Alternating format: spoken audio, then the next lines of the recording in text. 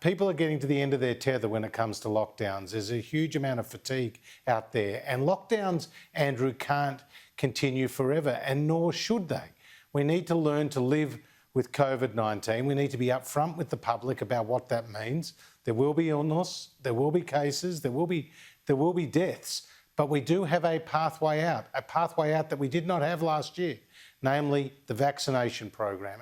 And we've set the targets at 70 and 80%, backed by Doherty Institute modelling, and that gives us an opportunity to ease those restrictions and people to get about their lives in a COVID-safe way. Yeah, but Josh Frydenberg, I mean, you heard probably Daniel Andrews today saying, look, there's not another way. There's only this way of doing it. That's why all the premiers are doing lockdown, lockdown, lockdown. What would you do different?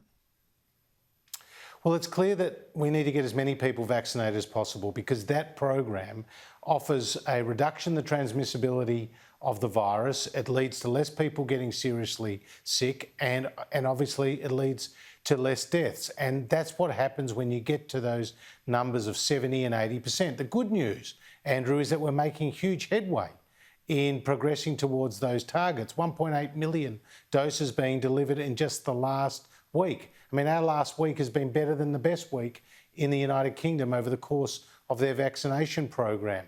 But it does not mean the end of the virus. And I've said it before and I'll say it again. It's a fallacy to think that you can eliminate the virus. You can suppress it, and we're seeking to do that, but you can't eliminate the virus, and we're going to have to learn to live with it. And that's why we need to have that conversation with the Australian people, which the Prime Minister, myself and others are having right now. Yeah, but like I asked, what would you do differently? I mean, we're all, the Premier Andrews would say is the same, more and more vaccinations. But it seems to me that, you know, chasing people off beaches is counterproductive. What does that do? You know, chasing people off beaches, yelling at them for going to watch a sunset. Some of these restrictions seem absurd. Do you think it's gone too far? Has the balance shifted too much in favour of restricting people's freedoms rather than making life better for them? Well, the biggest issue, and I've talked about this as well in the past, is about schools and about the inability of kids to get an education in the classroom.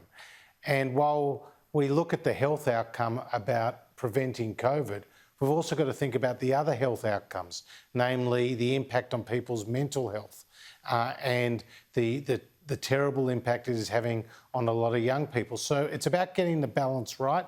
And I would love to see a system where we're able to mitigate some of the impacts of having kids in the classroom, so more kids can get together in the classroom and get their education. Because, as you know, we've had more than 200 days in Melbourne where we've been subject to lockdown, and kids have lost more than half a year of their schooling in the classroom. And when you're in the most disadvantaged backgrounds, you may not have English as your first language, you may not have the computer systems at home, you may not have the parental supervision. It's in those cases that the kids are most disadvantaged.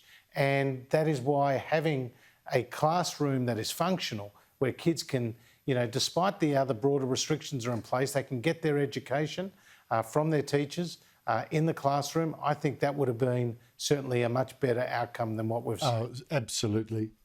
Absolutely. And let them get back in the playgrounds too. I'm out of time. Just quickly, if there are lockdowns after Christmas, I mean, you keep saying, oh, I'm going to turn off the tap. Will you really turn off the tap for a state that imposes a lockdown after Christmas?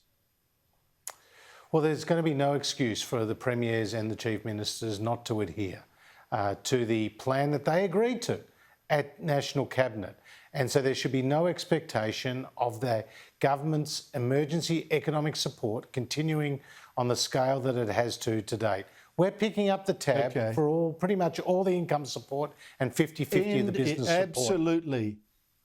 I hope you stick to that. I'm sorry I've run out of time. Josh Frydenberg, thank you so much for joining me. All the very best.